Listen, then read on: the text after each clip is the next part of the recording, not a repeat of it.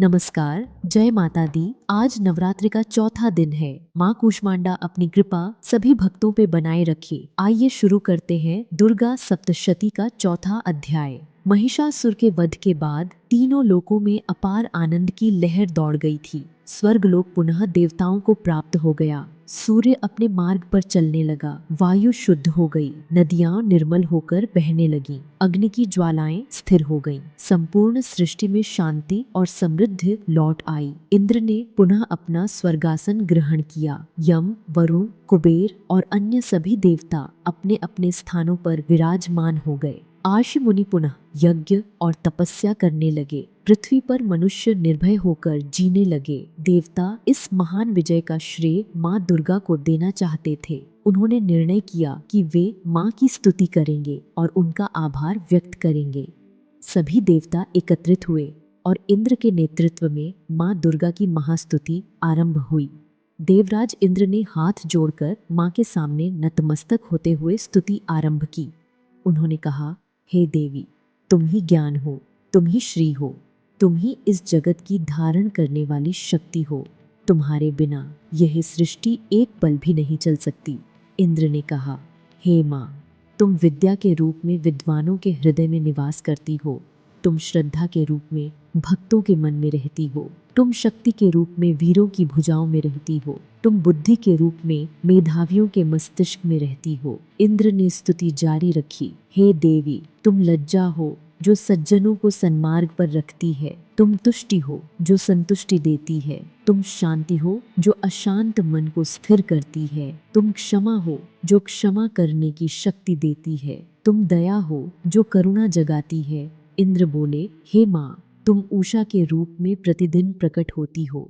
तुम संध्या के रूप में दिन का विदाई देती हो। तुम रात्रि के रूप में विश्राम देती हो। तुम ज्योत्सना के रूप में अंधकार में प्रकाश देती हो। इस संपूर्ण जगत में जो कुछ दिखाई देता है वह सब तुम्हारा ही स्वरूप है। देवराज इंद्र ने आगे कहा, हे महेश्वरी, जब कोई विपत्ति में पड़े, जब कोई संकट में घिरे, जब कोई रणभूमि में खड़ा हो, तब तुम ही उसकी रक्षा करती हो। तुम ही उसे विजय दिलाती हो। तुम ही उसे जीने का संबल देती हो।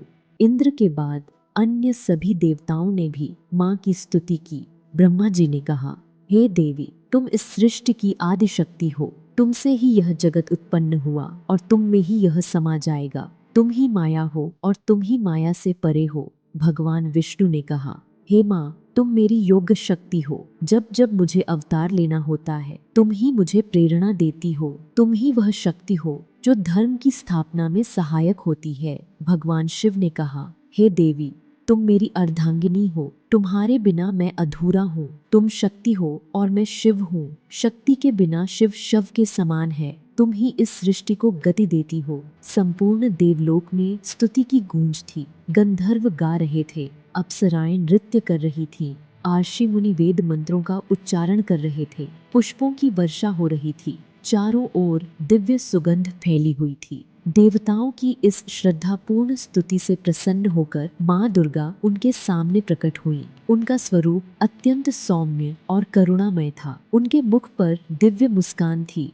माँ ने देवताओं से कहा, मैं तुम्हारी स्तुति से प्रसन्न हूँ। तुम जो वरदान मांगना चाहते हो, मांगो, मैं तुम्हें अभीष्ट वरदान दूंगी। इंद्र ने हाथ जोड़कर कहा, हे माँ, हमें कोई धन नहीं चाहिए, कोई राज्य नहीं चाहिए, बस यही वरदान दो कि जब जब हम पर संकट आए, जब जब हम तुम्हें पुकारें, तुम हमारी रक्षा के लिए अवश्य आना। इंद्र ने आगे कहा, हे देवी, यही वरदान दो कि तुम्हारी यह स्तुति जो हमने की है, जो भी मनुष्य इसे श्रद्धा पूर्वक पढ़े या सुने, उसके सभी संकट दूर हो, उसके घर में सुख समृद्धि आए और उसे तुम्हारी कृपा प्राप्त हो।